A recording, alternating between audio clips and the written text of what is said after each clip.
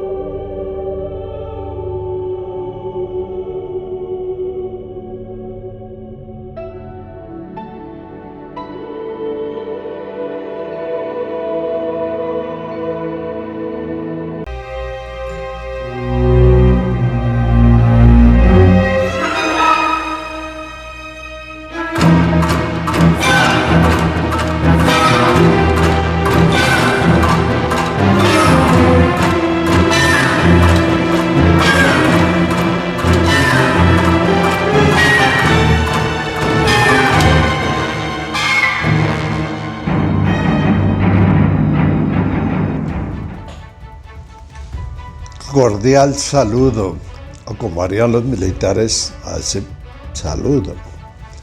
¿Ustedes saben de cuál es el origen de este saludo?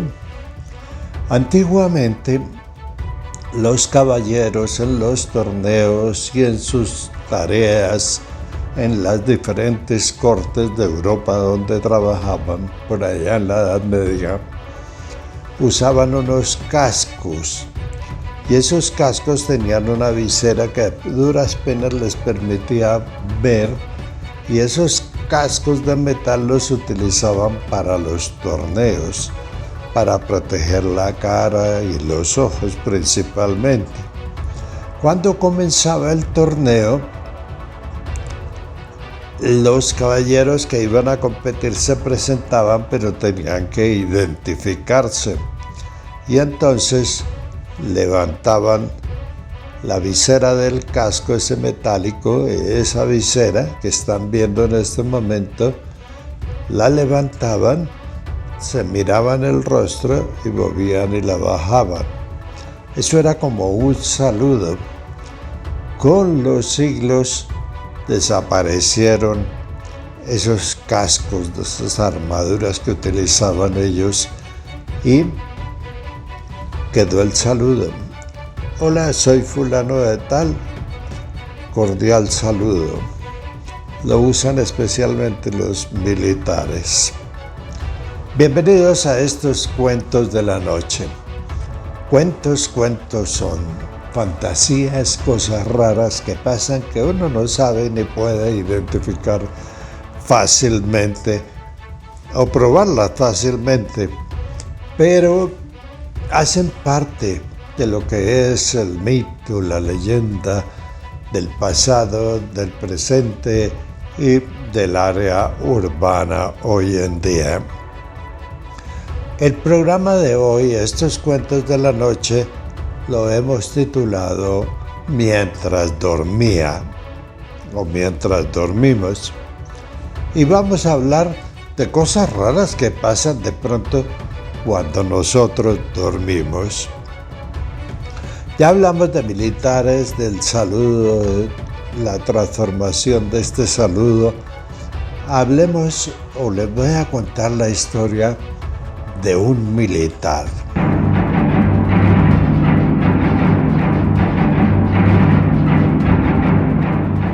Era el teniente Calderón. Había pasado recién la guerra de Corea y el batallón Colombia, que había participado en esa guerra. En Corea, la división de las dos Coreas, Colombia mandó un batallón para ayudar allá en la guerra y en la pelea. Ese batallón se llamó Batallón Colombia y fue muy famoso en su época. Y entre los militares fue muy famoso porque el entrenamiento, el trabajo era supremamente rudo, demasiado prusiano, como dicen algunos militares.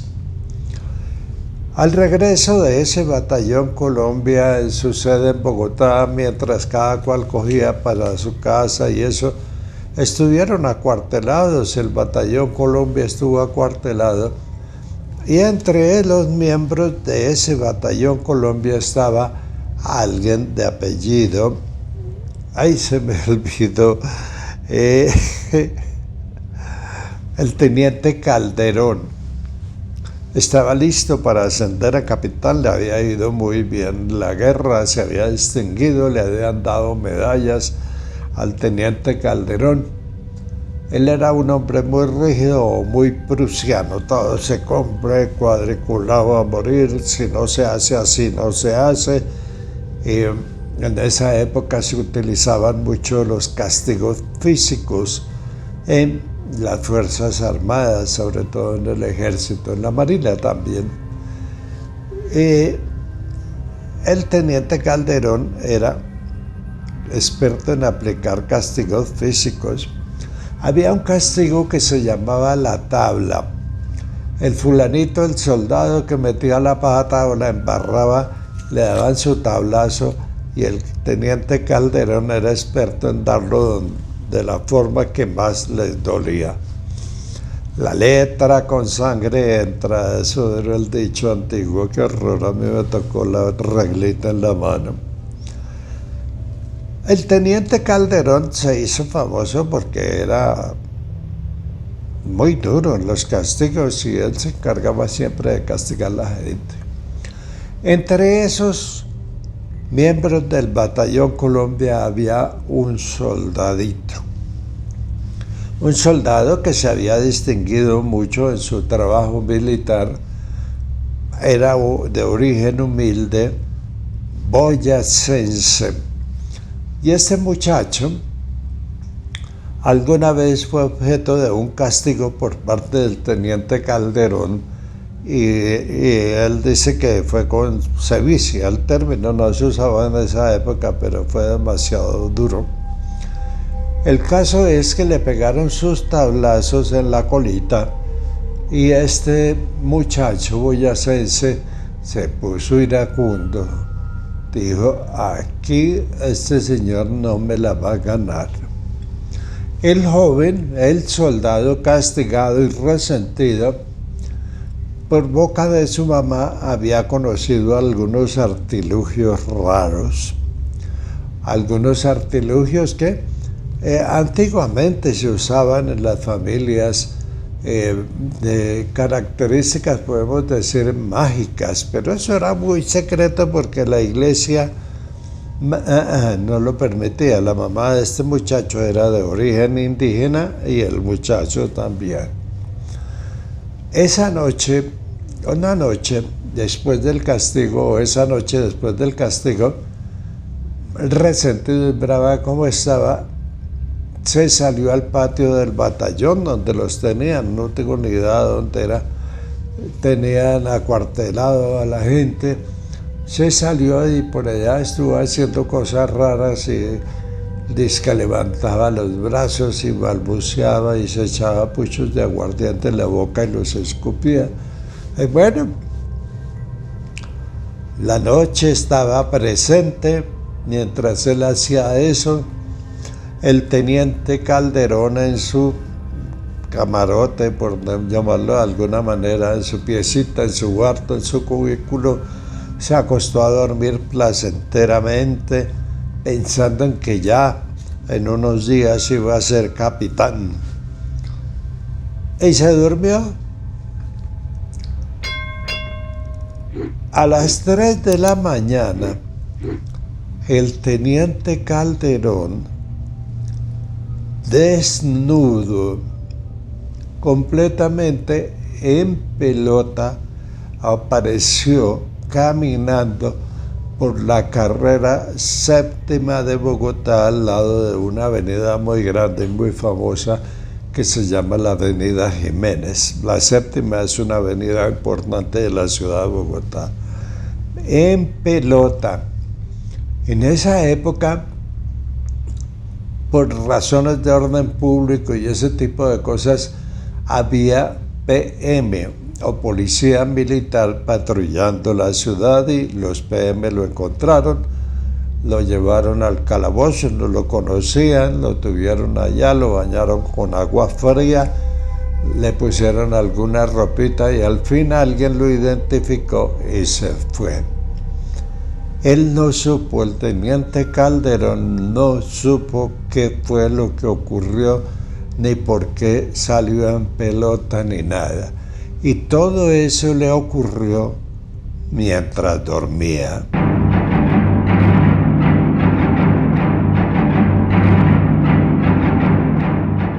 Cuentos de empelotados.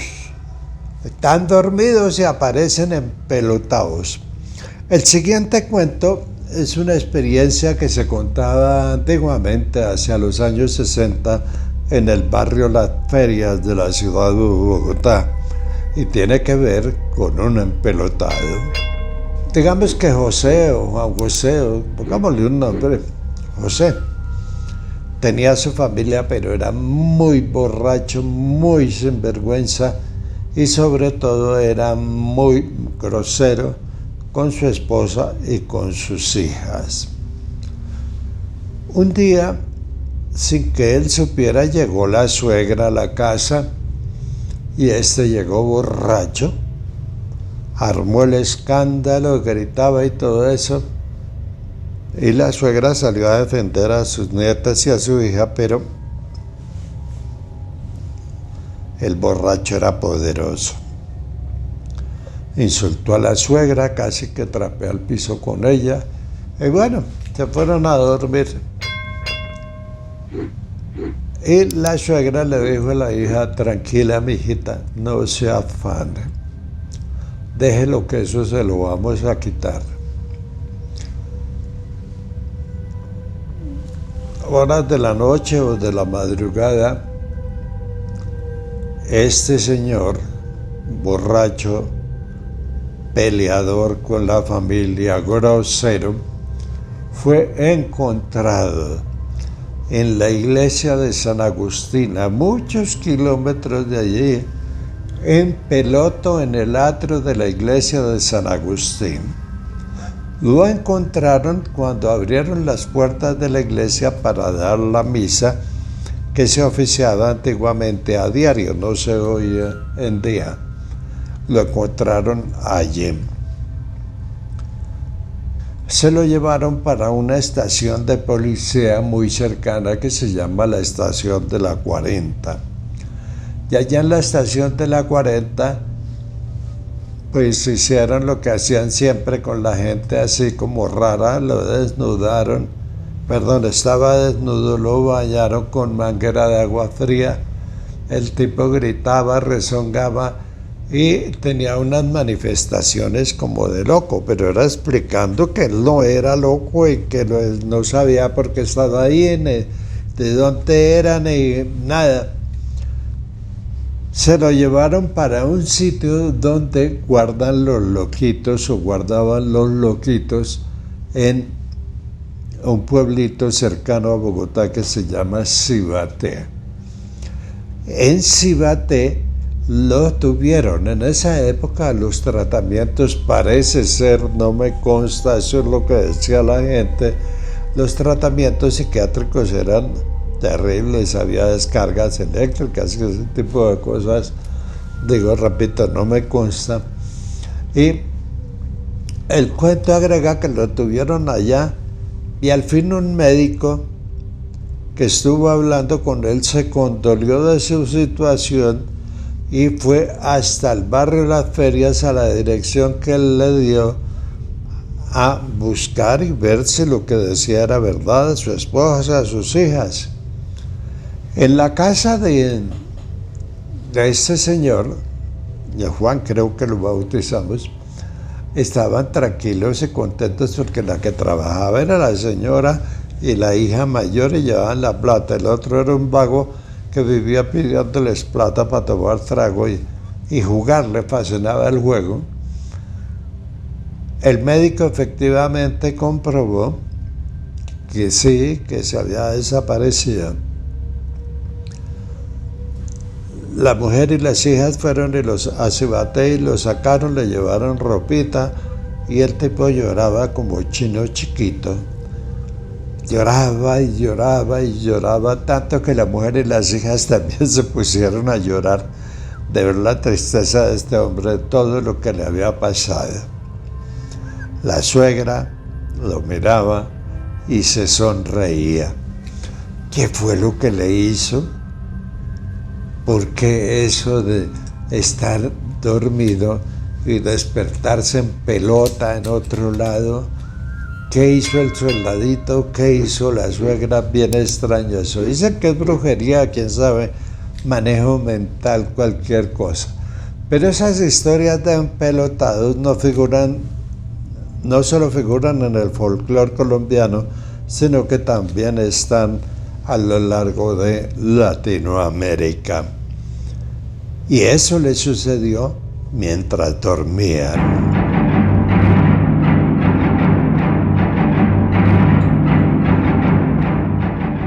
Sigamos con cosas que suceden mientras uno duerme.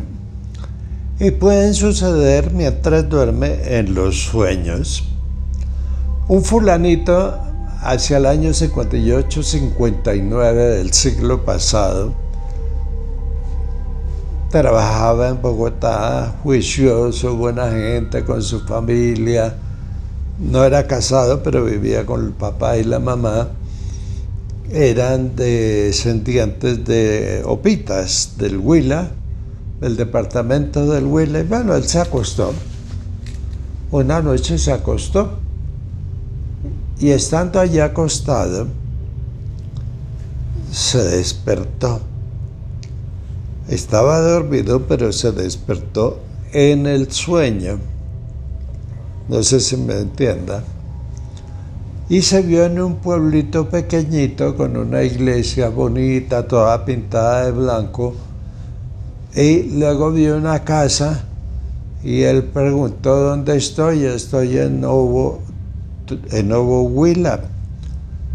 Ay, ¿usted qué hace por acá? ¿En qué se le puede servir? Porque la gente opita es muy atenta. No, yo me llamo fulano de tal y tal. Ah, usted es de los fulanos de tal. Pastrana creo que era el apellido. Sí, y acaba de llegar, sí señora, a la casa de los Pastranas allá. Y él se fue. Llegó a la casa de los Pastrana, era la casa del abuelo. Él no había conocido al abuelo, pero el abuelo sí lo identificó y le dijo: hola muchacho, te viniste de paseo, no sé qué. Sí, estuvieron hablando esa noche ahí, se tomaron unos guarapitos, como dicen en el Huila, y él no se extrañó de nada. Era como si fuera lo más natural, como si hubiera ido de viaje. Se durmió y aparentemente al día siguiente, dentro de ese sueño en el que se despertó, se levantó, le habían indicado dónde era el baño, se bañó, fue al comedor y había una mesa señorona donde estaba toda la familia. Saludó y la mesa señorona tenía carne, arepa, achiras, queso, chocolate, agua de panela. Esos Pastrana eran ganaderos y se usa mucho en las tierras ganaderas. Antiguamente, no sé, ahora, unos desayunos muy grandes porque no hay tiempo para almorzar. Y les empacaban en las mochilas, les empacaban carne oreada o carne seca para que llevaran todos y fueran mascando carne. Pues este muchacho estuvo allá en Novo, habló con el abuelo, habló de las tierras, conoció a la abuela, conoció a los hermanos de su papá. El papá no estaba en el sueño y se durmió esa noche. Estuvo una noche y un día allá. Habló, paseó, hizo de todo y se fue a dormir. Y dormido se despertó en la vida real. ¿Y esto qué es lo que yo acabo de soñar? ¿Dónde estoy? Yo estaba donde mi abuelo, toda desorientada. Al día siguiente comentó con su papá y su mamá y les dijo: mire, yo estuve anoche en un sueño rarísimo, esto y esto y esto, y describió todo. Y el papá le dijo, sí, efectivamente, eso es. Él nunca había ido a Lobo, en el municipio de Lobo en el Huila, y lo describió la casa del abuelo y todo. ¿Qué pasó? Y eso le ocurrió mientras dormía, pero ¿qué ocurrió? ¿Por qué él tuvo esa experiencia? Un sueño lúcido, un sueño vívido, traspasó las fronteras del misterio y de lo desconocido mientras dormía.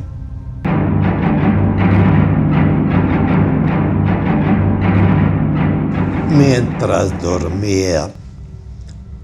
Vamos a dar espacio a un relato que me enviaron desde México. Lucy Rivera nos mandó ese relato en los comentarios y tiene que ver con los sueños o mientras dormía. Escuchemos este relato bien raro. Lucy Rivera, 5271. Yo he tenido encuentros y abducción.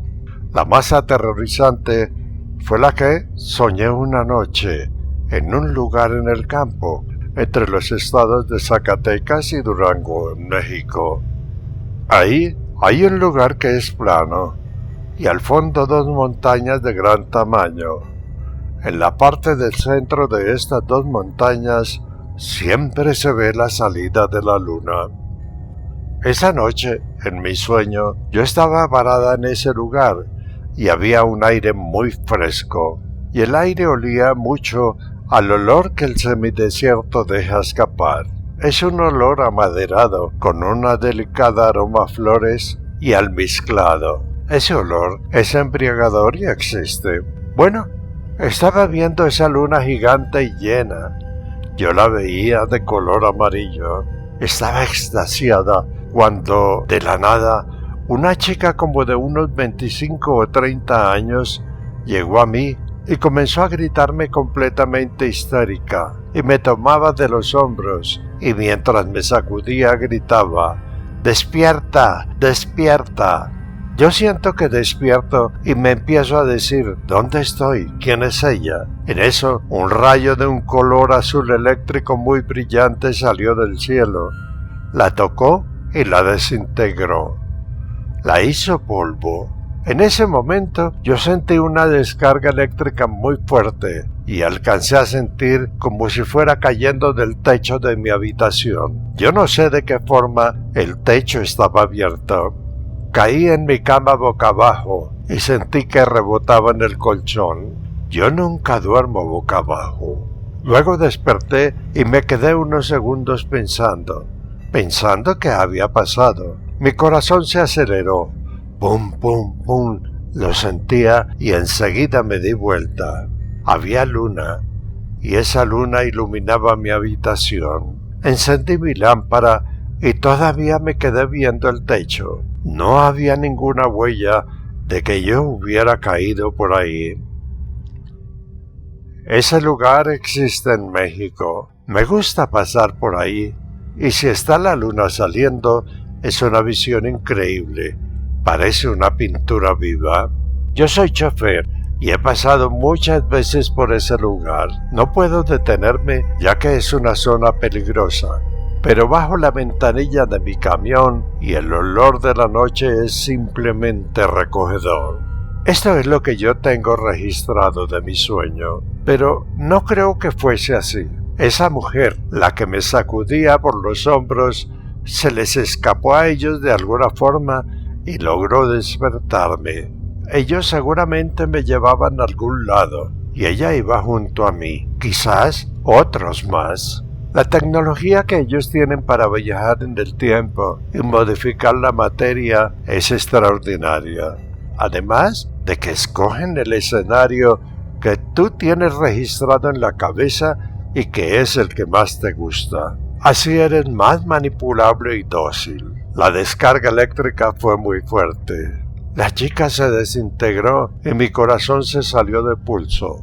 Lo escuchaba cómo estaba acelerado. Eso me pasó. Lucy Rivera, 5271. ¿Qué pasó? ¿Qué ocurrió con esta niña? Se la llevaron, la bajaron, mataron a la otra. Y qué cosa tan escabrosa en ese lugar. Historias raras.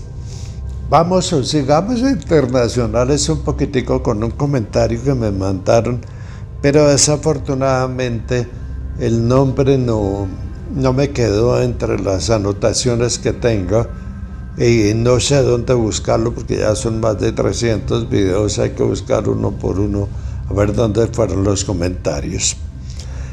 El título de esa historia es Sueños Proféticos y el escenario es Paraguay. Sueños proféticos. No tiene nada que ver el caso, pero lo que voy a contar es algo que soñé que fue muy espectacular. Pasó hace como un mes. Soñé que estaba en mi barrio, en Asunción, Paraguay, y vi que venían miles y miles de árabes armados, talibanes que mataban a las personas, le cortaban la cabeza a todo el mundo. Yo, con mi familia, corrimos hacia mi casa. Luego, vi en el cielo que caían meteoritos, más o menos del tamaño de una pelota de playa, y caían a la tierra. Caían con fuegos y hacían rugidos cuando golpeaban el suelo. El cielo estaba rojo. Se veía un planeta gigante en el espacio. Se veían miles y miles de estrellas. Los meteoritos caían destrozándolo todo.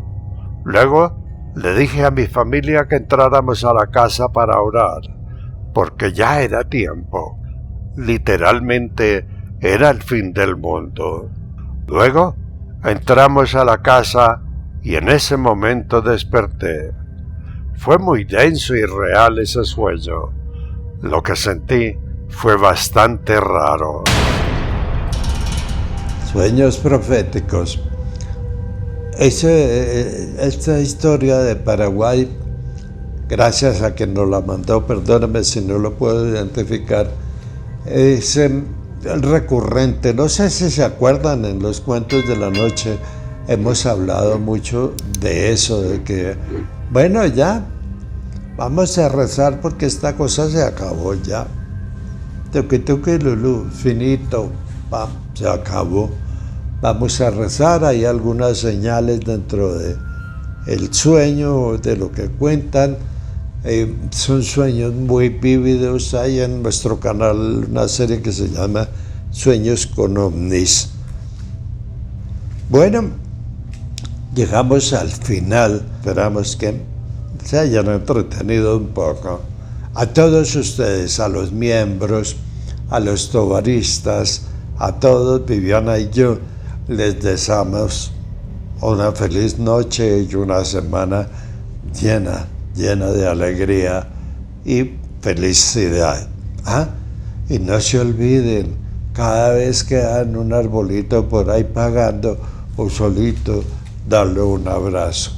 De verdad, eso de los abrazos, bueno, antes de cerrar, yo conocí eso en la serranía de la Macarena. Todavía nadie, Colombia no conocía el tal Caño Cristales. Y a nosotros nos invitaron y fuimos, el equipo de producción, fuimos a ver el tal Caño Cristales que hablaban, pero nadie lo conocía. Espectacular. Logramos sacar el primer programa o difundir la imagen de Caño Cristales en Colombia, que era desconocida. Ya en la noche no teníamos nada que hacer. Vi al señor que nos alojaba, nos dijo, venga, les enseño una cosa. Y nos paró frente a un árbol y nos dijo, abrácenlo. Y lo abrazamos y la sensación de verdad, no sé si por la noche, la selva, el bosque, los sonidos, era mágico ese lugar. No sé si por eso fue que tuvimos una experiencia verdaderamente interesante.